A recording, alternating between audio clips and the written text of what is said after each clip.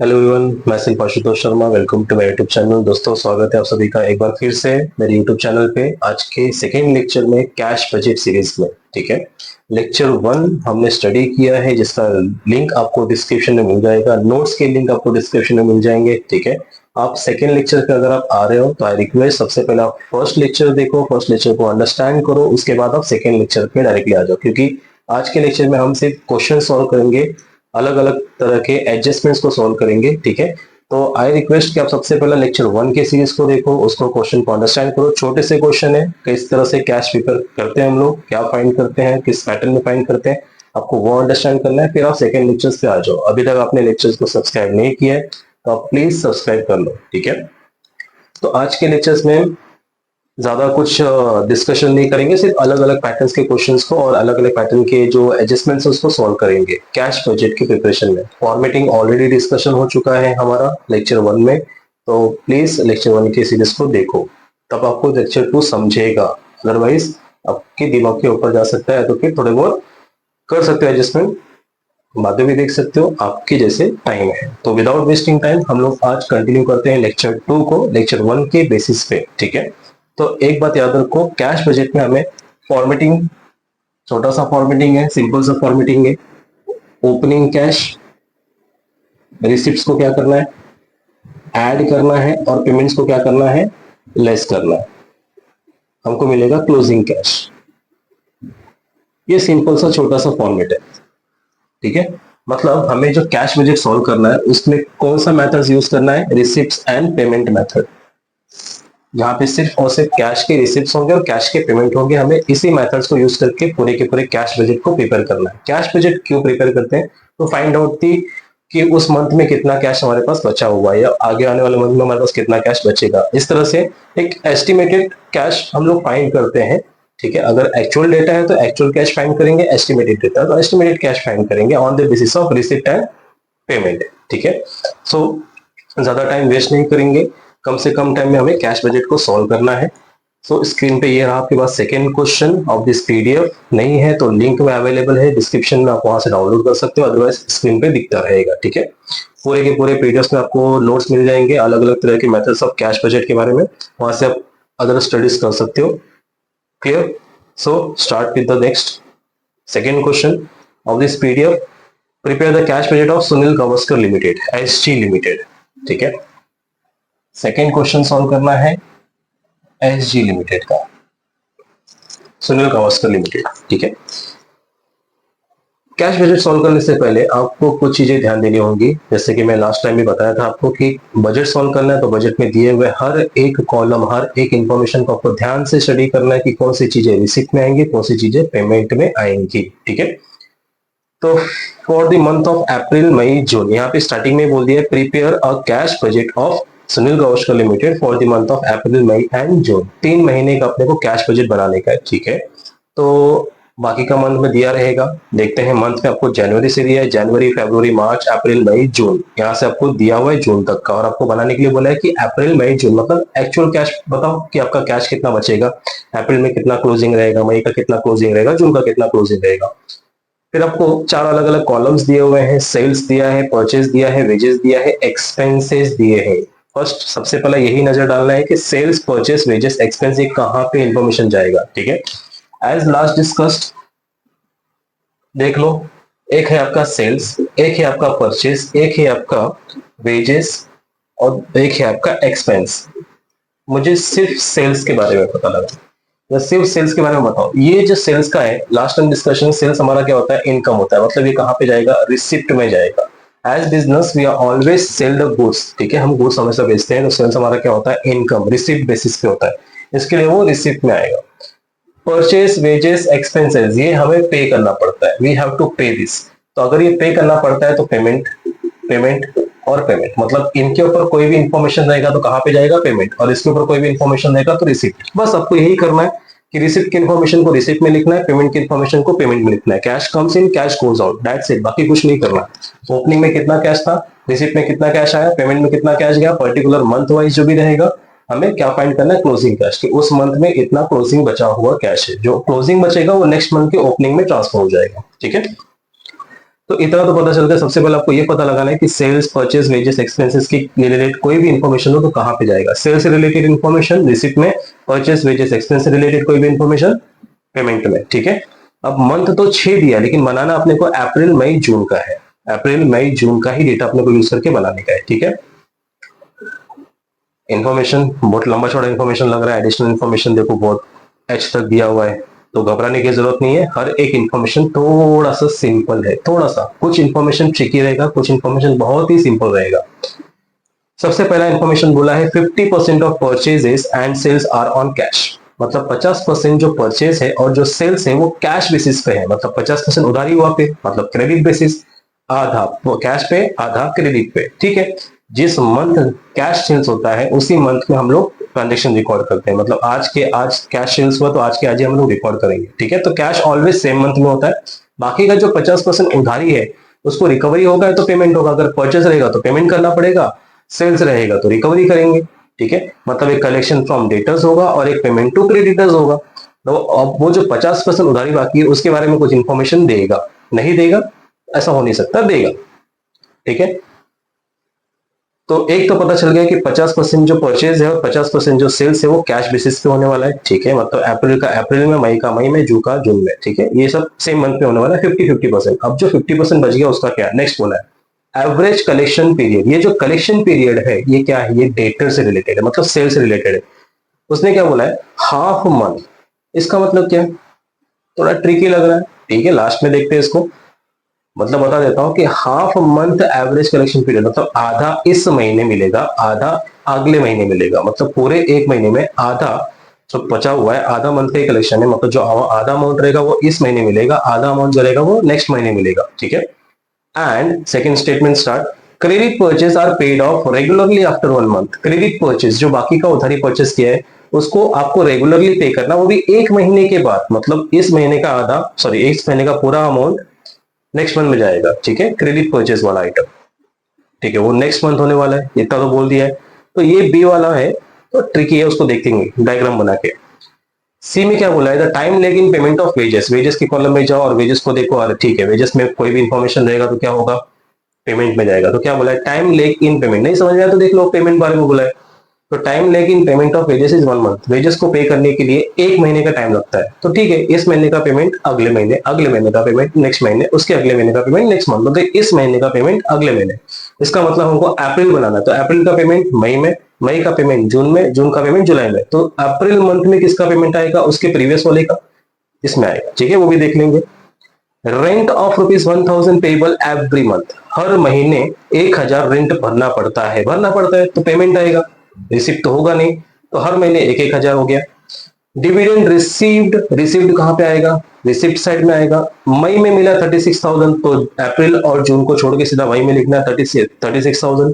Professional fees paid, paid है मतलब कहाँ, रिसिप्ट की payment. Of course payment in June 1500, तो जून में 1500 रिकॉर्ड करेंगे। और बचा कुचा जो एक्सपेंस के बारे में बोला है, expenses are paid in the same month. जिस महीने का एक्सपेंसेस है उसी महीने का पेमेंट कर दो भाई, खत्म करो इसको। और लास्ट में बचा हमारा cash and cash balance on 31 मार्च। ये 31 मार्च का क्लोजिंग है। तो मार्च के बाद क्या आता है, अप्रैल। क्या हो गया फिर, एक का क्लोजिंग, दूसरे का क्या होता है, ओपनिंग होता है। तो अप्रैल को हम लोग ओपनिंग बैलेंस मिल गया है। ठीक है, on this basis we have to prepare the cash budget. Clear है, दिख तो लंबा चौड़ा है लेकिन छोटा सा हो जाएगा अपना। फॉर्मेट तो पता होना चाहिए आप लोग को। अप्रैल, मई और जून, 3 महीने का डेटा बनाना है, कैश बजट।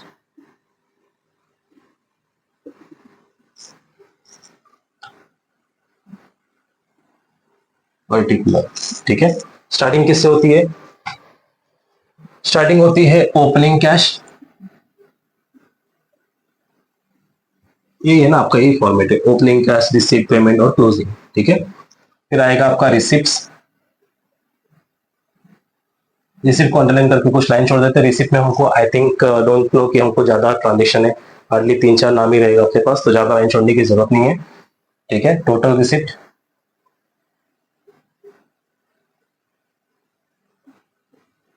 ये हो गया। उसके बाद है payments.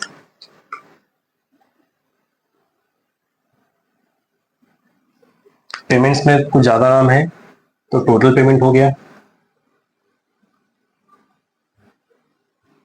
B, so A minus B we get, A minus B करने पे क्या मिलेगा, ए माइनस बी करने पे हमें मिलेगा closing cash, closing cash balance A minus B. ठीक है, ये आपका फॉर्म है, बहुत सिंपल है ना, इतना सही है। ठीक है, लेट मी स्टार्ट। अब अपने को ध्यान देना है कि अपने को कैश बजट बनाना है, लेकिन कौन से मंथ का बनाना है, अप्रैल मई जून। जो भी डेटा होगा वो अप्रैल का आएगा, मई का आएगा, जून का आएगा।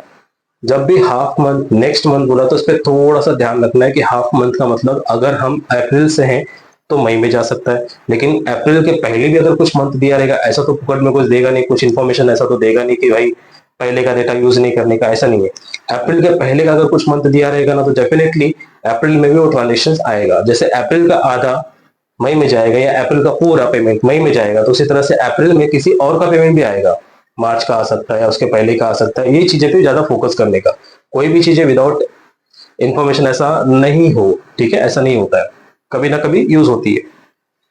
तो सबसे पहले स्टार्ट कर रहे हैं हमें ओपनिंग कैश। क्या हमारे पास ओपनिंग कैश है? यस, लास्ट में देख लो, कैश एट कैश बैलेंस 31 मार्च का है। अप्रैल के पहले क्या आता है? मार्च, मतलब मार्च की क्लोजिंग का है। तो मार्च अगर क्लोजिंग का है तो यहाँ पे क्या हो गया? ओपनिंग हो गया। ज्यादा दिमाग लगाना नहीं है, सोचना नहीं है, ओपनिंग हो गया, 3 लाख का ओपनिंग। तो मई का ओपनिंग क्या होगा, जून का ओपनिंग क्या होगा और क्लोजिंग क्या होगा, बस ये तो हमें फाइंड करना है, ओपनिंग और क्लोजिंग। ठीक है, अब यहां से जो क्लोजिंग निकलेगा पेमेंट करने के बाद, यहां से जो क्लोजिंग निकलेगा वो यहाँ का ओपनिंग होगा मई का, मई का फिर क्लोजिंग निकाल के जून का ओपनिंग और फिर जून का हमारे क्लोजिंग निकालना है, तो हमारे तीनों पे क्लोजिंग मिल जाएगा। ठीक है, कैश बजट प्रिपरेशन हो जाएगा हमारा। हो गया, सबसे सिंपल पहला वाला ट्रांजेक्शन, सबसे सिंपल पहला वाला transaction, 50% cash and purchase on sales. 50% का कैश और 50% का सेल्स जो है वो कैश बेसिस पे है। ठीक है, तो नंबर 1 रिसिप्ट कैश सेल्स कितना परसेंट? 50%। उसी तरह से नंबर 1 कैश परचेज कितना परसेंट? 50%। यहाँ पे डायग्राम, क्योंकि डायग्राम इंपॉर्टेंट है, वर्किंग नोट के बेसिस पे अगर हम डायग्राम देखो तो डायग्राम को ज्यादा इंपॉर्टेंट रखते हैं। अगर हम सेल्स का बात करें तो सेल्स में बोला है 50% का कैश, तो बाकी का 50% क्या हुआ? क्रेडिट बेसिस पे हुआ, उधार पे हुआ। ठीक है, क्रेडिट बेसिस दैट मीन्स उधार। अब उधार जो होगा वो या तो इस महीने मिल सकता है, या तो अगले महीने मिल सकता है, तो उसके अगले महीने मिल सकता है, as we discussed in previous lecture. ठीक है,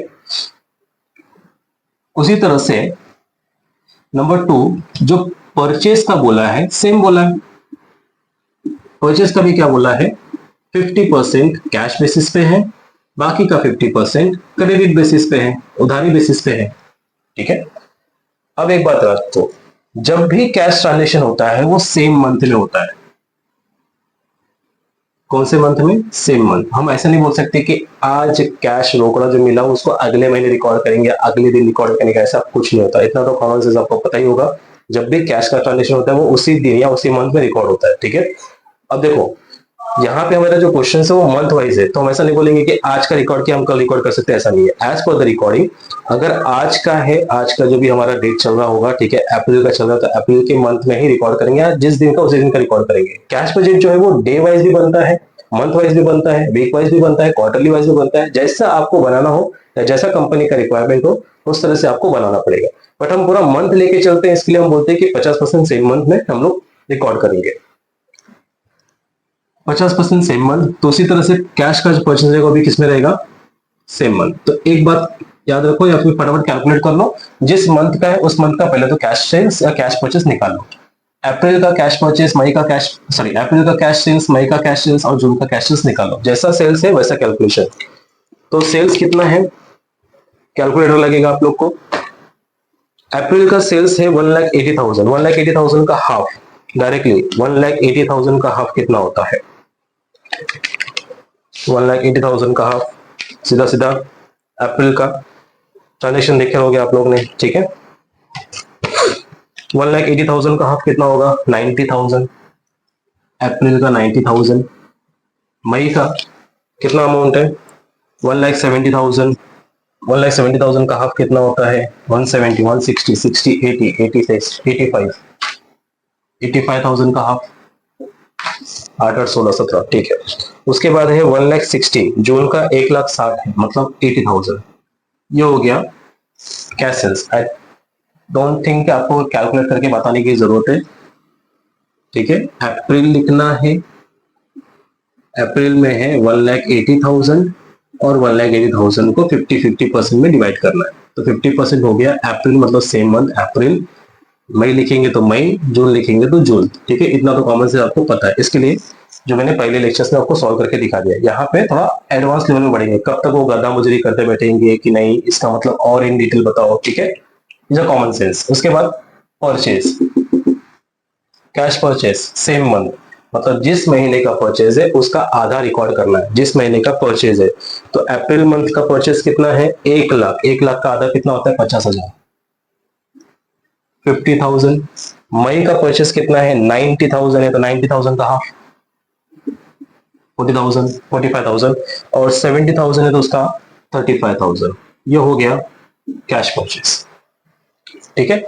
सेम मंथ का रिकॉर्ड हो गया, कैश परचेज सेम मंथ खत्म। Clear.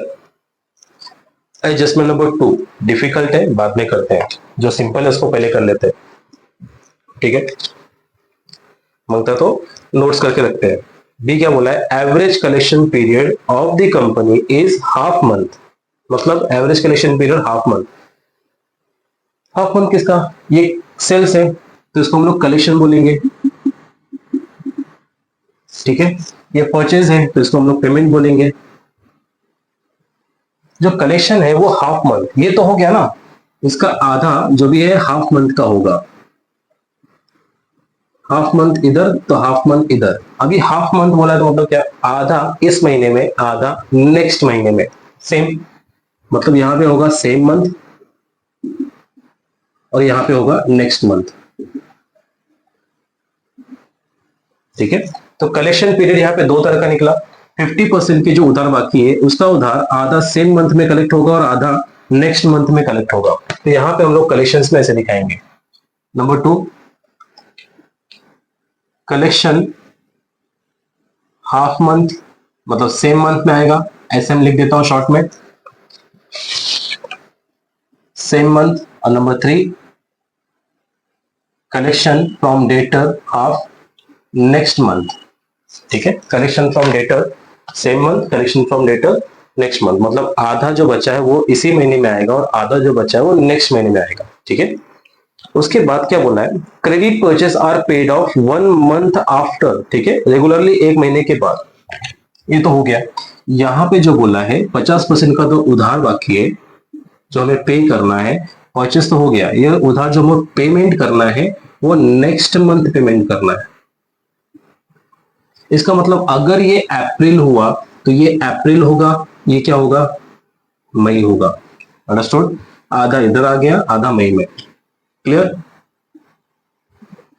Understood? Payment number 2, payment next month. यहाँ पे आप लोगों को पूरा लिखना है, पेमेंट टू क्रेडिटर्स या पेमेंट टू सप्लायर्स, यहाँ पे कलेक्शन फ्रॉम डेटर्स, ठीक है। नेक्स्ट क्या है? उसके बाद बोला है, इसको हम लोग बाद में करेंगे। नेक्स्ट क्या बोला है? Time leg in payment of wages 1 month. Time leg in payment of wages 1 month, एक महीने का टाइम मिल रहा है उसको पेमेंट करने के लिए। एक महीना मतलब इस महीने का जो पेमेंट है वो अगले महीने जाएगा, अगले महीने का पेमेंट उसके अगले महीने जाएगा। तो यहाँ पे अप्रैल का पेमेंट मई में होगा, मई का पेमेंट जून में होगा, तो अप्रैल में जो पेमेंट आएगा वो किसका होगा? मार्च का होगा, ठीक है। वेजेस में जाओ, वेजेस में जाके देखो मार्च का पेमेंट कितना है? 44,000 पेमेंट है ना। नंबर 3, पेमेंट टू वेजेस या वेज पेमेंट, तो मार्च का पेमेंट अप्रैल में आएगा। मार्च का पेमेंट अप्रैल मतलब कितना? 44,000। ये याद रखो, टाइम लेगिंग पेमेंट को याद रखो, ठीक है। 44,000 इसमें आ गया, 48,000 अप्रैल का चला गया मई में, और मई का आ जाएगा जून में। मई का कितना है? 40,000। ये हो गया time leg in 1 month. Clear? Always remember, time leg in 1 month का मतलब क्या होता है? एक महीने के बाद पेमेंट होने वाला है। डी है rent of ₹1000 payable in every month. Rent जो है 1000 हर महीने पे करना है। Payable, payable not receive, payment. ठीक है। Number 4, rent payable 1000 every month, 1000 1000 1000 हर महीने पेमेंट होने वाला है 1000 का। ठीक है। उसके बाद क्या बोला है, डिविडेंड रिसीव्ड इन मई। आपको जो डिविडेंड रिसीव्ड ये पेमेंट है, वो रिसिप्ट है, ये पेमेंट है, वो रिसिप्ट है, मतलब रिसीव्ड, डिविडेंड रिसीव्ड हो रहा है मई में। Number 4, dividend received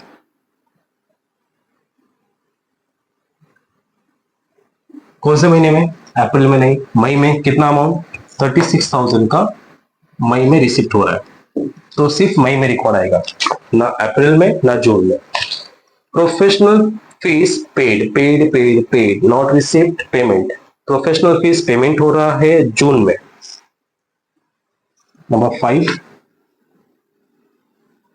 professional fees paid वो भी कभी सीधा जून में, कितना, 1500, ये हो गया। उसके बाद है expenses paid in same month. अभी एक्सपेंसेस को कॉलम दो लो, सेल्स के ऊपर इंफॉर्मेशन आ गया, परचेस के ऊपर इंफॉर्मेशन आ गया, वेजेस के ऊपर इंफॉर्मेशन आ गया। अभी कौन सा इंफॉर्मेशन है, expenses. Expenses paid in same month, जिस मंथ का है उसी मंथ में हमको एक्सपेंसेस को पे करना है। ठीक है। तो पेमेंट नंबर 5। नंबर 6, एक्सपेंसेस पे, मतलब अप्रैल का अप्रैल में ही पे करेंगे, तो अप्रैल का अमाउंट कितना है, 14,000 है। मई का कितना है, 12,000, और जून का कितना है, 10,000। ये हो गया पूरा ट्रांजेक्शन कंप्लीट, सिर्फ एक को छोड़ के। ठीक है, सिर्फ एक को छोड़ के बाकी सब कंप्लीट हो गया। सो ओवरऑल यहां तक हो गया है, सिंपल है। अब हमें क्या करना है, सेल्स और परचेस की इंफॉर्मेशन को देखनी है। तो सबसे पहला खत्म करते हैं परचेस का। ठीक है, सिंपल है वो। अगेन 50% का परचेस ट्रांजेक्शन खत्म हो गया, इसके बारे में कोई इंफॉर्मेशन नहीं है। बस याद रखो कि परचेस के बारे में आगे क्या बोला है। बी में एवरेज कलेक्शन पीरियड, छोड़ दो कलेक्शन बाद में देखेंगे। एंड के बाद आगे आते, credit purchase are paid off regularly after 1 month. आप जो क्रेडिट परचेस है उसको जो पेमेंट करने वाले हो वो 1 महीने के बाद पेमेंट करने वाले हो। ठीक है। तो है कुछ इस तरह से कि अगर आपने अप्रैल में खरीदा, अगर आपने अप्रैल में खरीदा तो अप्रैल में ही आपको क्या करना पड़ेगा, कैश ट्रांजेक्शन करना पड़ेगा। 50% का कैश ट्रांजेक्शन कर दिया, बाकी का जो 50% बचा वो मई में जाएगा। ठीक है। तो 50% मई में जाने वाला यहाँ पे क्या है, ये रहा आपका अप्रैल का ट्रांजेक्शन, जो कि जाने वाला है आधा किधर,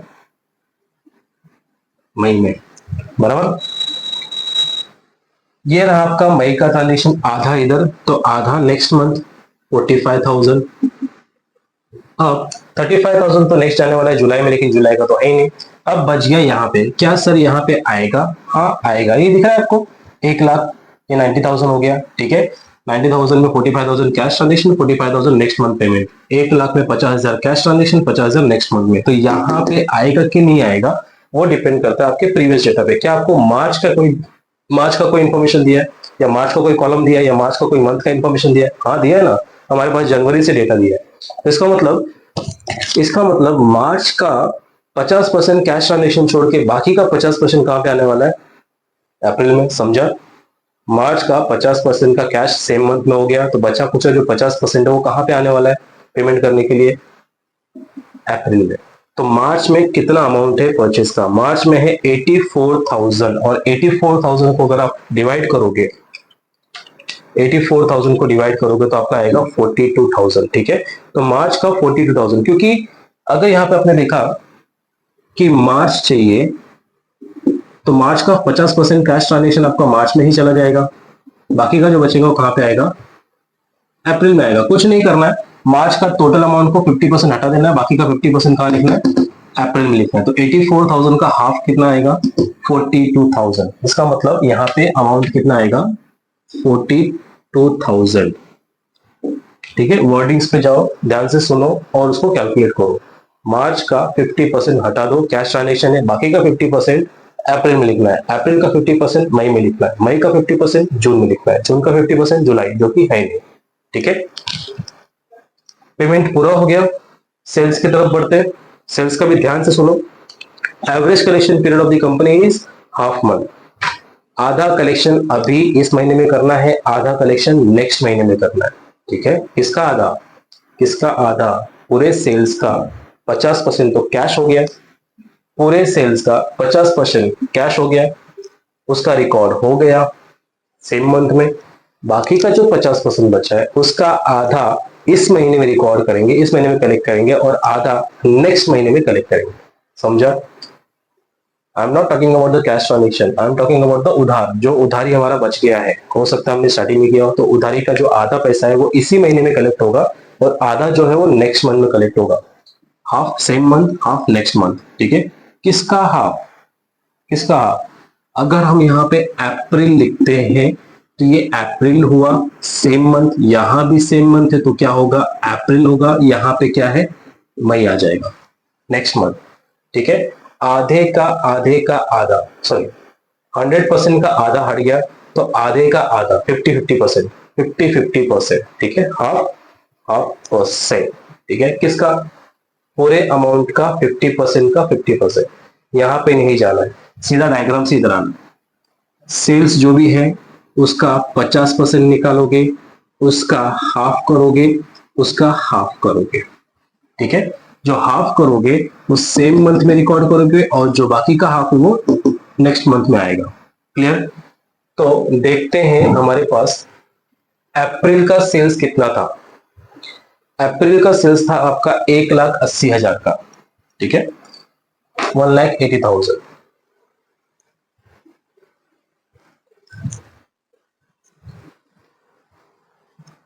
यहां से कचरा हटा देता हूं so that you can check it properly. Purchase हो गया प्रथम, थोड़ा क्लियर दिखेगा। तो अप्रैल का पहले देखते हैं। अप्रैल का सेल्स है 1,80,000। डायग्राम के हिसाब से जाओ, हमें इस पार्ट को कैलकुलेट नहीं करना है, हमें इस पार्ट को कैलकुलेट करना है। तो सबसे पहला आपको निकालना है 50%। 1,80,000 का 50% 90,000 हो गया। ठीक है, अब उस 90,000 को क्या करना है? आधा आधा, half and half. Clear? Same month मतलब 45,000 सेम मंथ, 45,000 नेक्स्ट मंथ। तो नेक्स्ट मंथ क्या होगा? अप्रैल अप्रैल अप्रैल अप्रैल सेम मंथ 45,000 बचा, 45,000 नेक्स्ट मंथ। यह आ गया आधा अप्रैल में, आधा मई में, हो गया 90 1,80,000। क्लियर? Situation change. अप्रैल की जगह लेते हैं मई। मई का सेल्स कितना है? मई का सेल्स है 1,70,000 का, 1,70,000 का। 1,70,000 के सेल्स में आपको क्या करना है? आधा करना है पहले तो। 1,70,000 का सेल्स में 85,000 आएगा। 1,70,000 हाफ 85,000, ये हो गया 85,000 50%, और 50% को आधा और आधा लेना है। तो 85,000 का आधा क्या होगा? 42,500, 42,500। ठीक है, लेकिन क्या ये तो मई है, this is the May transaction. तो मई का ट्रांजेक्शन सेम मंथ क्या होता है? मई में जाएगा, और बाकी का बचा कहां पे जाएगा? जून में जाएगा। ठीक है, मतलब 42,500, 42,500 सेम मंथ, और 42,500 नेक्स्ट मंथ। क्लियर? अब आपको दो जगह ब्लैंक दिख रही है, एक यहाँ पे ब्लैंक दिख रहा है और एक यहाँ पे ब्लैंक दिख रहा है। तो सर यहाँ पे नहीं आएगा क्या? यस ऑफ कोर्स आएगा, क्योंकि इसके पहले के मंथ भी अपने को दिए है ना, तो वहां के ट्रांजेक्शन यहाँ पे आएंगे। ठीक है, लेकिन फिलहाल उसके पहले जून का खत्म करते हैं। यहाँ पे लेते हैं जून का। जून का कितना अमाउंट है सेल्स का? 1,60,000 है। तो 1,60,000 का हमें कितना परसेंट निकालना है? 50% निकालना है, जो कि कितना होगा? 80,000 होगा। ऑन क्रेडिट बेसिस पे 80,000 को डिवाइड करना है, हाफ ऑफ 40,000, 40,000। ठीक है, 40,000 40,000। जून का सेम जून में, और बाकी का जुलाई में। यही था, यही ट्रांजेक्शन है आपका। ठीक है, जून का सेम जून में और जुलाई में, तो सेम मंथ कितना होगा यहाँ पे 40,000, और जुलाई तो है ही नहीं हमारे पास, जो कि जुलाई यहाँ पे आने वाला है वो तो है ही नहीं, छोड़ दो, मतलब ये डेटा फिल हो गया। यहाँ पे अप्रैल को पूरा करने के लिए हमको आना पड़ेगा मार्च में, क्योंकि अप्रैल का जो डेटा पेंडिंग है वो मार्च के हिसाब से आएगा, क्योंकि मार्च में भी सेल हुआ था, तो मार्च में सेल होगा तो उसका 50% उसी महीने में, बाकी का 50% सेम मंथ में, और उसका नेक्स्ट मंथ में। अब समझ ही गए होगे हमको यहाँ पे कौन सा पार्ट चाहिए। ठीक है, ये हो गया जून का। मार्च लेते हैं, क्योंकि हमें अप्रैल का डेटा अगर फुल करना है तो मार्च का डेटा चलेगा, हमको मार्च का डेटा लगेगा। We are not calculating this part, I am calculating this part, ये पार्ट को ध्यान से देखना। ठीक है, मार्च का सेल्स कितना है, मार्च का सेल्स उठाओ, मार्च का सेल्स है 1.5 लाख। क्या करना है, 1.5 लाख का 50% लेना है, उधारी वाला। 1.5 लाख का 50% होता है कितना, 75,000। ठीक है, 75,000 जो आने के बाद उसको हाफ ऑफ करना है, 75,000 हाफ 37,500, 37,500। यहाँ पे सेम मंथ, यहाँ पे नेक्स्ट मंथ, मतलब मार्च, तो ये भी क्या होगा आपका मार्च। अगर मार्च मार्च हो गया तो ये क्या होगा आपका अप्रैल। ठीक है, मतलब कहाँ पे आएगा अप्रैल में 37,500। क्लियर, ये हो गया आपका पूरा data completed. Once again, so guys I hope आप लोग को समझा रहेगा। अभी तक आपने लेक्चर्स को सब्सक्राइब और लाइक कमेंट नहीं किया तो कमेंट कर दो। ठीक है, बड़ी मेहनत से आपके लिए इजी वे में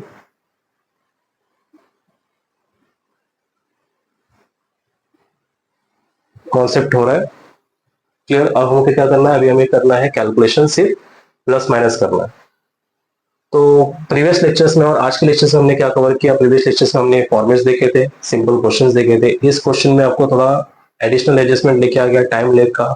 इसके नेक्स्ट वाला जो सीरीज आएगा लेक्चर 3 लेक्चर 4 में, उसमें और थोड़ा एडवांस क्वेश्चन लेके आऊंगा। डिले इन पेमेंट हो गया तो क्या होगा, और कुछ एडजस्टमेंट का कैलकुलेशन अलग अलग है क्या, ऐसे क्वेश्चन को लेकर आऊंगा, सो दैट आपका कैश बजट पूरा कंप्लीट हो जाएगा। ठीक है, फटाफट टैली करते हैं इसको। Tally means you have to find the answer. Continuously plus करना है, 3,90,000, 45,000, 37,500, 4,72,500 का रिसिप्ट हो गया।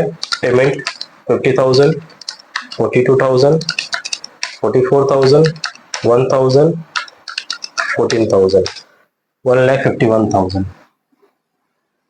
ये हो गया आपका पेमेंट। तो receipt minus payment, A minus B is equal to closing cash 4,72,500 is equal to 3,21,500।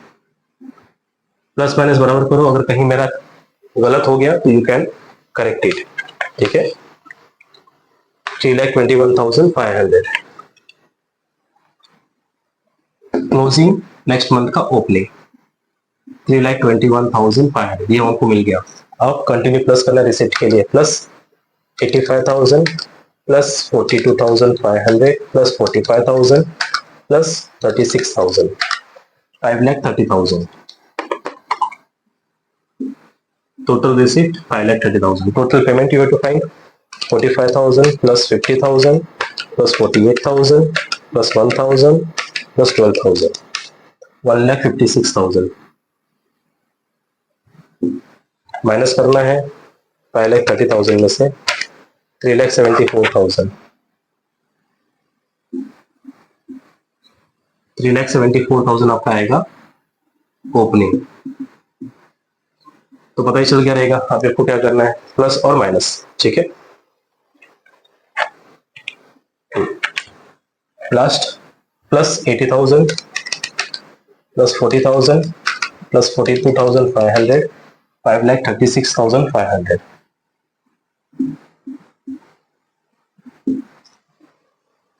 Then payment 35,000 plus 45,000 plus 40,000 plus 1,000 plus 1,500 plus 10,000, 1,32,500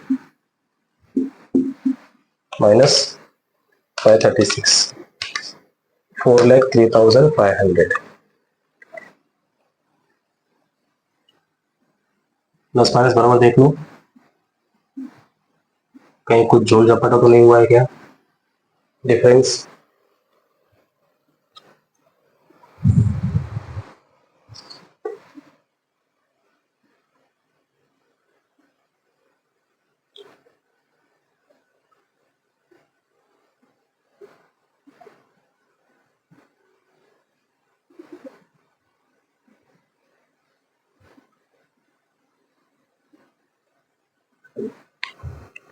4,03,500, ठीक है। वंस अगेन 5,36, 3,74, एक बार फर्स्ट वेरीफाई करने में कुछ नहीं जाता है। प्लस 50,000 प्लस 40,000 प्लस 42,500, 5,36,500 हो गया, minus 35,000 minus 45,000 minus 40,000 minus 1,000 minus 1,500 minus 10,000। यहाँ पे बोल रहे हैं कि कहीं पे झूल झपाटा हो रहा है। 4,04,000 समथिंग, इसका मतलब कहें तो झोल है। 35,000 45,000 40,000 1,000 1,500 10,000 1,32,500 5,36,000 माइनस, अच्छा 500 लग गया, तो 5,36,500 माइनस 1,32,500, नो 4,04,000। इसके लिए समटाइम्स आप लोग कभी कभी कैलकुलेट करके चेक कर लिया करो, ठीक है। गाय गाय में क्या होता है, कभी कभी क्वेश्चन आंसर रॉन्ग हो जाता है। Clear guys? So I hope आपको समझा रहेगा second lectures of the cash budget. Now wait for the third lectures, जिसमें आपको कैश बजट का थोड़ा एडवांस क्वेश्चन और लेके आऊंगा, जिसमें सॉल्व कराऊंगा सिंपल वे में। फिर फोर्थ लेक्चर सीरीज चलेगा, ठीक है। तो आई होप आपको अंडरस्टैंड हुआ रहेगा। लेक्चर्स को लाइक शेयर सब्सक्राइब जरूर करें, कमेंट जरूर करें, ठीक है। मिलते हैं नेक्स्ट लेक्चर्स में। Have a nice day, thank you.